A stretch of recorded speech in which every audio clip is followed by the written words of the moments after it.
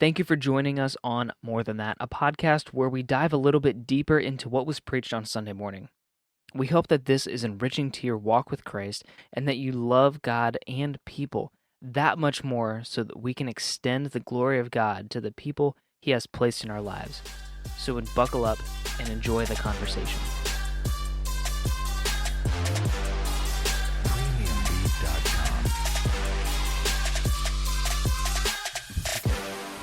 Hey, church, welcome back to More Than That.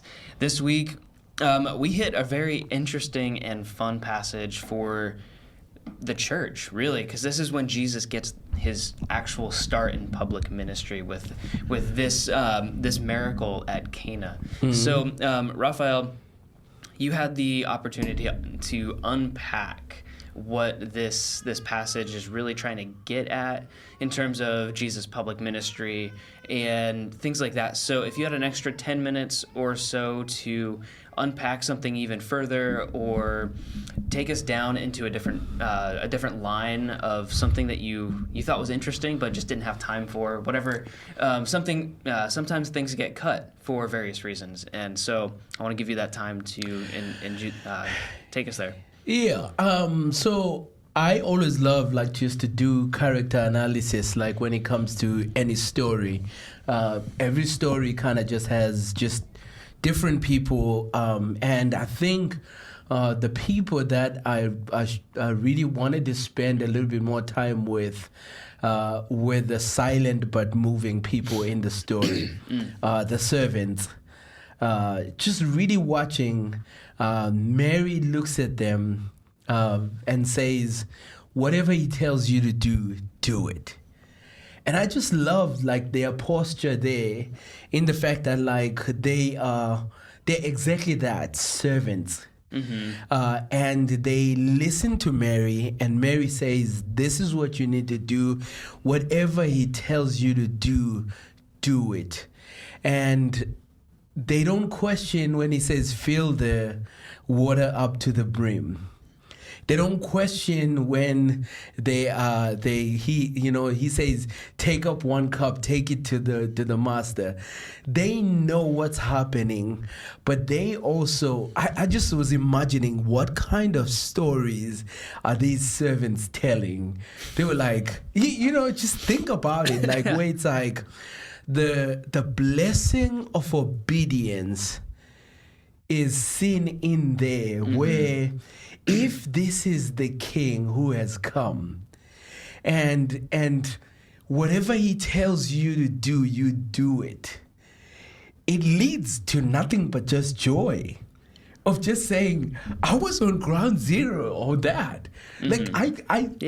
I was there. I put the water in.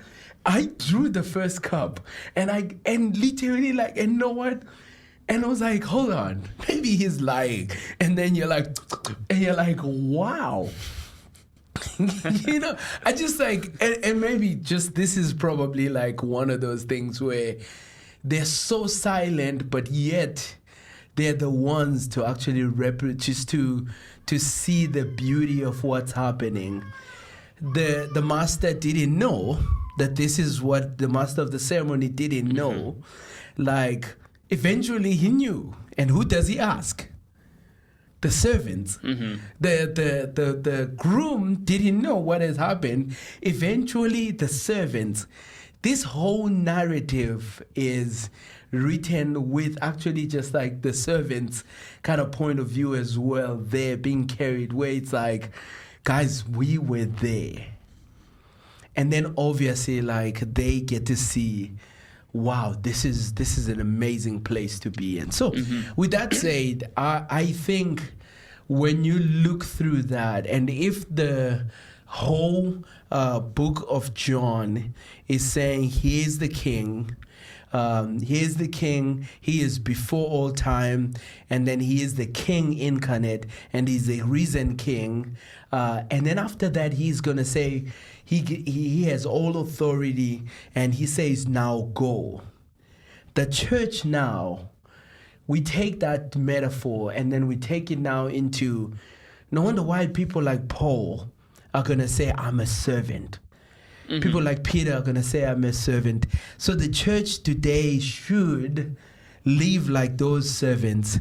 We know the source of the wine. We first of all, we do everything he has told us, teaching them to what? Teaching them to obey everything I've commanded. That's the commandments of Jesus, where he says, love one another, forgive one another, serve one another, do all these things. Like all the commands of Jesus are leading us to joy. So first of all, we tell, because we know the source of the wine, where scarcity, where our lack is transformed, our crises are transformed into platforms of glory, right? And so we know the source of the wine, and then we know the true groom. It's Jesus. He has come. He wants to it is for the joy of the bride, for him to come and die on the cross. So there's just that aspect of we serve as servants, but our job is also just like, it is literally like setting up platforms of joy. There's joy in heaven when one sinner repents. And not only that, we live in between these two weddings, where that wedding has happened, but we look forward to that marriage supper of the Lamb in Revelation chapter 19, where we are waiting for the great. And even there, our motivation is like, oh man, we can't wait for you to get there. It's like you think the wine was good back then. Oh man. You think that was the best wine. Yeah.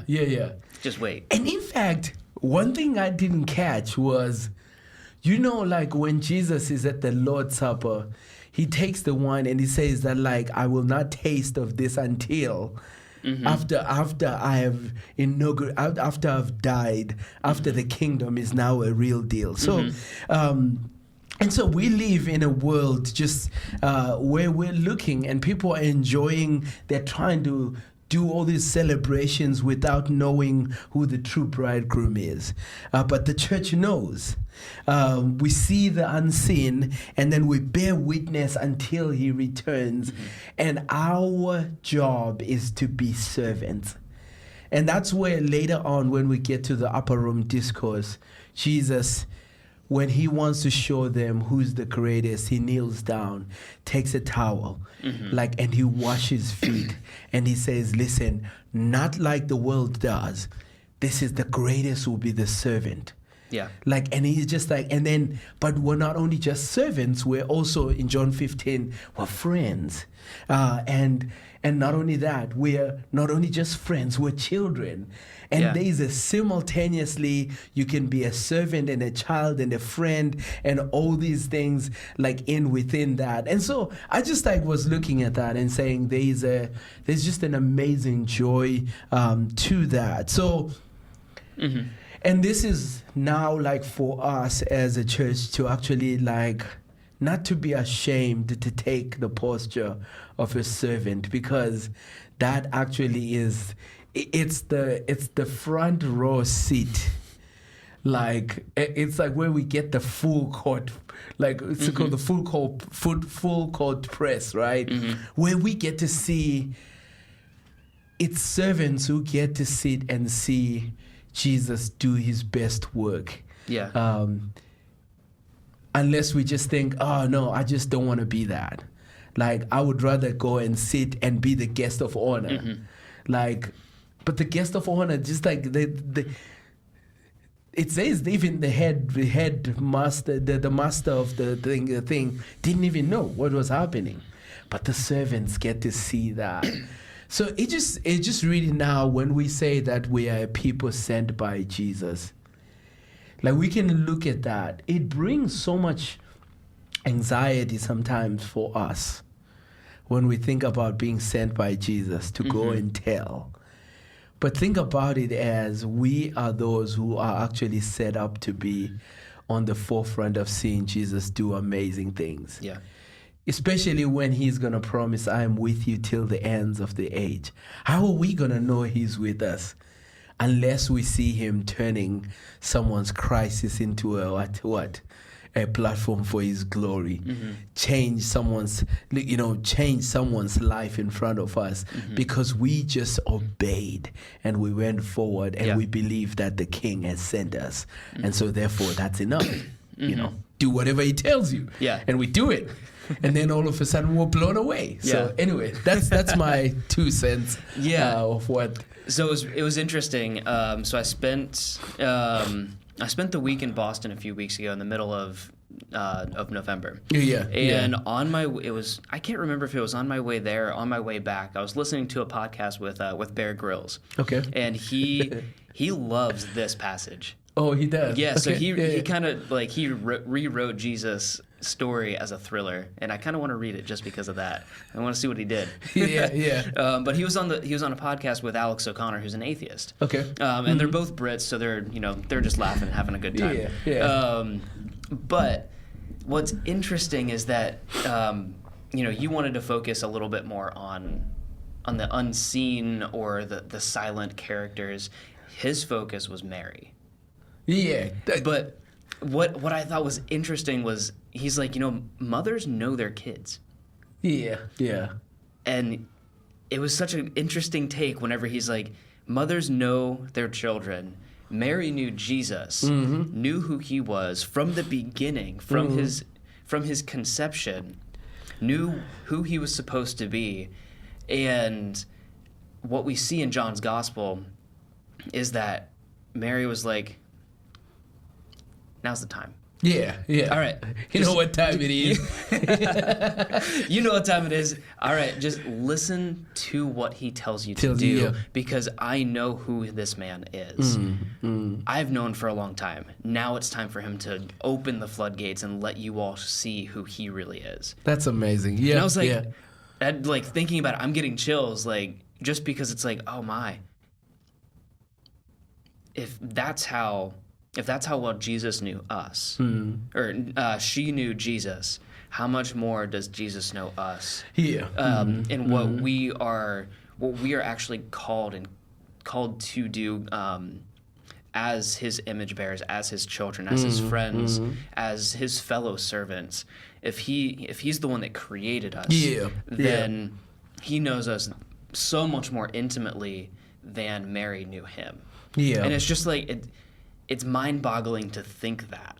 In fact, so some theologians say that this is actually, and I'm glad you mentioned that, this passage is the first where you see the distance between Mary and Jesus. Like the distance is in that dear woman. Dear woman. It's actually like where the way she brings it to Him is almost in an intercessory way, which is now a whole other point, by the way. Intercessory way where it's not Mary is bringing another situation to Jesus and she stands in between. She prays on behalf of them, and of which this is probably also as well like Catholicism kind of like just kneecapped in some way in terms of Mariology, because she brings, so some people will say she that goes directly to him. She goes to Him, but she also is actually like also in an intercessory way. She says that like would you do something about this? But then she doesn't spend time like probably directing Him to do this. She turns around and says, like, and there's that distance there, like where you're starting to see this like Jesus being human, but also Jesus also being God become flesh, and you're seeing that there, like where she does have a reverence for Him. The next time we're going to see Mary as well at some point is that we're going to see her at the bottom of the cross, and we're going to see her like worshiping Jesus in Acts chapter 1. But there is a way in which that distance there is beginning to, the rift is starting to happen, where Jesus is entering into, like, she's pondered all these things over some time, and now she's like, your time has come. Like, and Jesus is like, but you know what this means, right? It means that word hour, my hour has come. It's used over and over in John, Yes. pointing towards the cross. You know what this means. It means I'm also going to be going towards actually the cross. It just almost like makes me wonder what's going through Mary's mind when she's standing beneath that cross, right when Jesus says, "Woman, this is your mother," to John, like in chapter 19. It makes me wonder, like, what's happening. But the other side of this is that there is something amazing about what Mary did there, and which is our role when it comes to, I observe your crisis, and I know that it ends in shame. But then I take it to Jesus, and I take that crisis and bring it to Jesus, and then trust Jesus to transform, and then his glory is revealed over that. So our knee ministry or our intercession ministry should not be overlooked, but it should be amplified by this very passage. When it comes to, like, I know, guys, like, it can be so easy. For example, like, you know, we had a major accident happen this week in our church, where one of our amazing church members, Frank, fell off the roof, and he's in the hospital. And it can feel as if when you say, "I'm praying for you," it can feel as if, like, it's too cliche. Yeah. Like, it can feel as if, like, that's just like, why are you saying that? But yet, when you look at this text, that is one of the most powerful things you can do for each other as a church. To say, I know I'm rendered powerless at this moment, but I'm going to lift you up, and I'm going to take you and put you at the feet of Jesus. I'm not going to dictate to him what he needs to do, how he needs to do it, when he needs to do it, but I'm just going to trust him in his sovereignty to do what he wants to do. And it's the same kind of stuff, like, even later on when he's raising Lazarus up. The one you love is sick, and Jesus still says it's going to result in the glory of God. Like, and you're watching these things where that's pure intercession. Well, but to go on to kind of push that even further with Lazarus. Yes, he does that, but the first thing that he does, which is where we get the shortest verse in the Bible, he weeps. He weeps, and that is him placing. It's almost as if he's placing Lazarus at the foot of the cross before the cross even happens. Where he's broken by one of his friends dying, and then immediately what's he do? Is he mourns. It's what we do whenever we place someone at the cross, or we place anything at the cross. We mourn that this is happening, and that this is something that is good and healthy to do, which is nice given the structure of our services. We usually have a lament or a confession or things like that where we do this as a church, but it's a church plus individual. It's not just, here's what we are saying as a church. It's like, okay, there's also some time here for you to be able to do that, and for you to be able to place things at the cross. And if we see Jesus doing that with Lazarus, then why should we also not be doing it? Yeah. And part of that is the setup there. When we say for the joy set before him, he weeps there. But the weeping, the intercession, is a great ministry, and that reminded me of Psalm 126, where the psalmist actually just say, "Restore our fortunes, Lord, like the watercourses of Negev. Those who sow in tears will reap with shouts of joy." Though one goes along weeping, carrying the bag of seed, which is really what's happening even in that text, he will surely come back with shouts of joy, carrying his sheaves. There's a way in which it's like intercession does that. And even Jesus himself, he weeps, but then he sets his face to go into the cross and defeating death once and for all. Yeah. He sees earth, this wonderful place that he had created with shalom thriving. Now it has been turned into a graveside. He weeps, but then he goes from there, and which is why he says, take heart, I have overcome. He goes and he overcomes all that. So they also, just like, that's also a strand there, the power of intercession. When it comes to, like, prayer is one of the best gifts Jesus has given us. To pray in his name, not in our authority, in his name, through the power of the Holy Spirit. Sometimes the Spirit will nudge us to, why don't you pray about that? Follow that. Follow that and pray. And you can do better that way. That's an advantage we've been given. Yeah. Like to pray and then from there rise up, comfort one another, serve one another, do all these things. And yeah, so this passage there's just so many things. There are so many things that were packed in it that I just really just loved looking at. And I would say this is probably one of my challenges.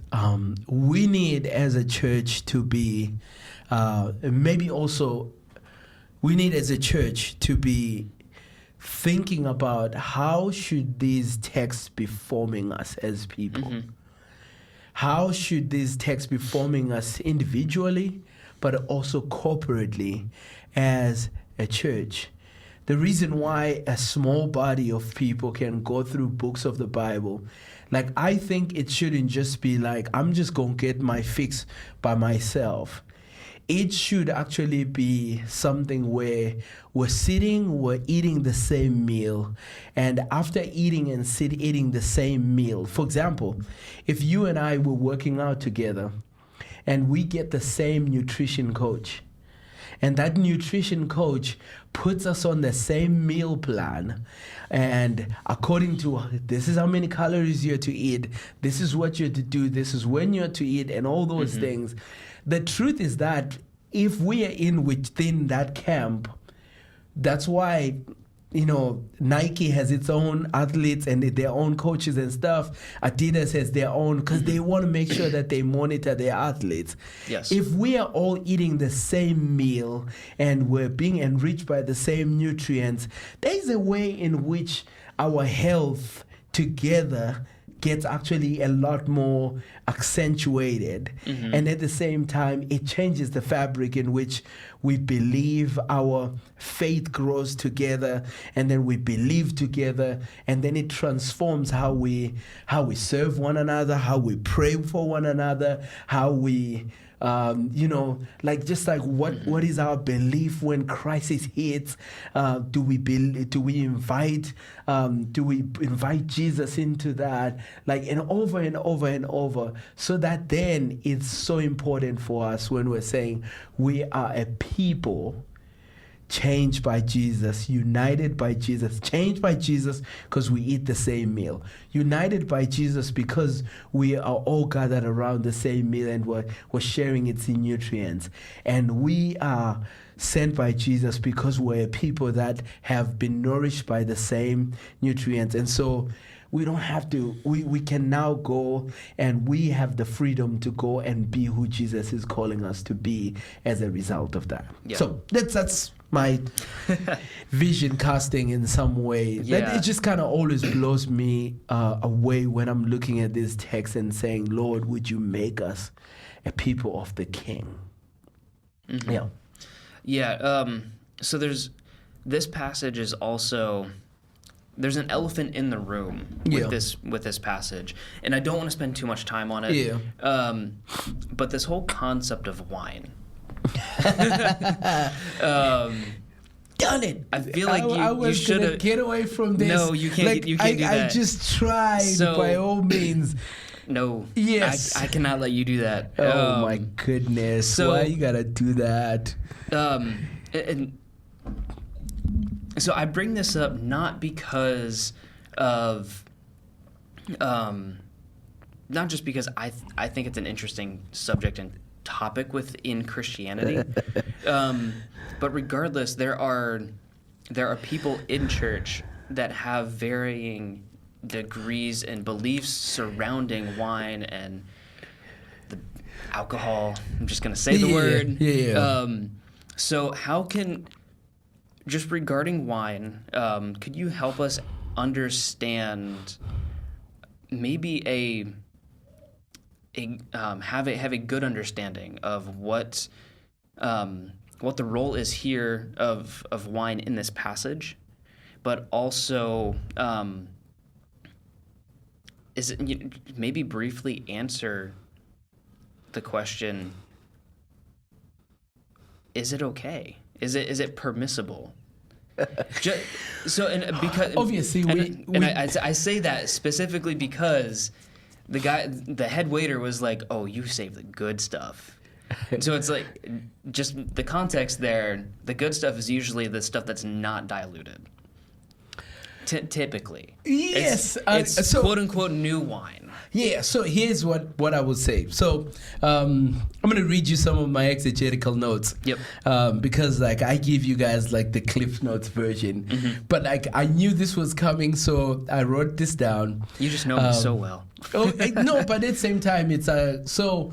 One of the things that I do is I just kind of like walk through and unpack and work through every single thing instead of skip through it. It's not that I just didn't. I sometimes don't see it as like this is not like we're arguing whether like wine is okay or it's not. First of all, the wine is a gift from God in terms of like it's the fruit of the vine, and we see different places when it's used, abused. For example, Noah gets drunk, makes terrible choices, but yet we see it actually like when it's actually used right, like Paul is going to say to Timothy, take a little bit of wine, it's actually good for your stomach and all that stuff.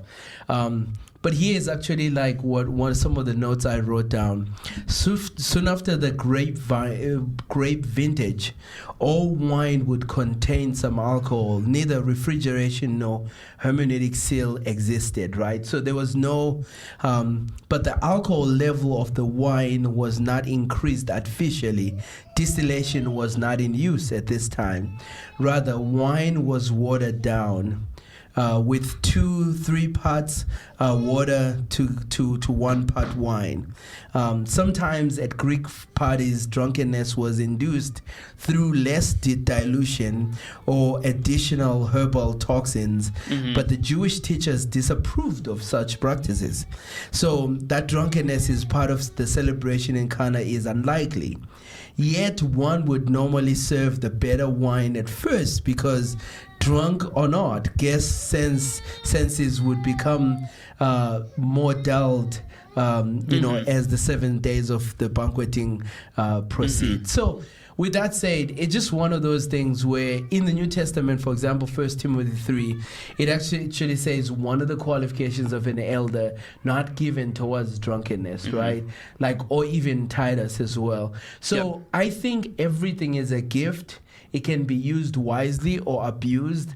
And I know that there's so many of us that literally come from some backgrounds that say totally just like you don't drink at all. But really in looking at it, obviously like there's some that have had like abuse backgrounds of that, and to that I think it's now more like a Romans chapter 14 thing. I think it's also now 1 Corinthians I think kind of deals with some of that stuff in terms of like, hey, if this is a weakness to the brother, that's now like where because of my love for my brother, let me not partake. It's almost the same as the food sacrificed to idols. There has to just be some not all things are beneficial for the body. So we need to actually that's where Paul is gonna say love needs to be the most forefront thing. In the midst of like I'm not just gonna. He says that like, hey, you might want to don't just flaunt your freedom. you might be free in one area, but others might not be free. Make sure you're wisely, and this is where Paul says that imitate me as I imitate Christ, because Paul is saying, I gave up some of my rights for the sake of love. And so I think in this subject here, we always have to also just be like, just asking questions in terms of like, hey, Yes.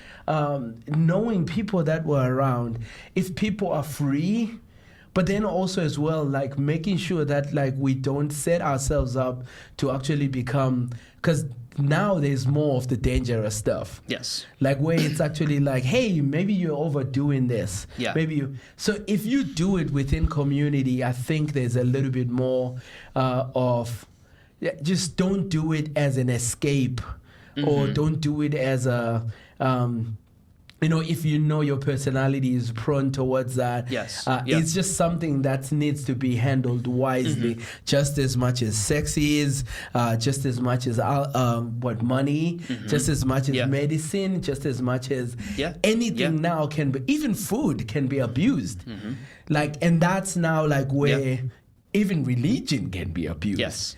So now it's a matter of actually just saying, okay, let's actually now, through the power of the Holy Spirit, let's not get drunk with wine, which is actually what also is like, let's make sure that in everything the Spirit is the one dictating, not actually anything that seeks to come and gain control. Yes. Yeah. Yeah, and that's the part that I wanted to get your opinion. Yeah, and just yeah. kind of, as a church, how should we be thinking about this? Yeah. Specifically because there are other things like money, sex, all of that stuff that can easily control us, and to the point of where we neglect the body. Yeah. And sometimes it might not get us to the point of neglecting the body, but also to force our hand onto someone else who I wouldn't even say that this is a tertiary issue in terms of triage. Yeah. Like this is kind of off the charts. It's like, okay, there's Christian liberty here, so let me not push my brother to stumble by forcing my conviction onto him, whether that is within Christian liberty to consume, or it is not within Christian liberty to consume. So we need to be able to work with that tension in a good and healthy way. Yeah. That is not going to cause the body to fracture. Yeah. That's good. I think that's a good place for us to just think about, like, love should always lead. That's why 1 Corinthians says, hey, if anything that you guys are messing up, it's a love issue. Yeah. Let's make sure that then we make love to be actually on the forefront. Yeah. And if love listens, love recognizes that, like, hey, man, I might be putting a stumbling block in front of someone. And love doesn't lead with its own freedom first. Love actually just says, hey, I recognize that this is actually something that's a weakness to you, but for me, it's not a strength. And then from there, we just make sure that, like, it's, because it can be so easy to judge one another depending on whichever place you end up in that spectrum. But yet at the same time, if love is leading the way, then we can be able to bear one another's burdens and fulfill the law of Christ, which is what's so important there. Yeah. We're going back to servanthood. Yes. Right. So exactly, which brings us back into the passage. The passage, So thank you all for listening to More Than That this week. I just want to remind you that this conversation is not a replacement for the Sunday sermon or being involved in a good, healthy local church. So please, if you are struggling to find a church in your area that's within driving distance, walking distance, whatever it is, let us know. We would love to help you find a local church so that you can grow in community and individually. So, Raphael, thank you for walking us through this passage and some really interesting and fun topics regarding servanthood and the silent the Yeah. silent characters, Yeah. the people that we don't tend to think about. So thank you for that, and we will see you all next week. God bless. God bless.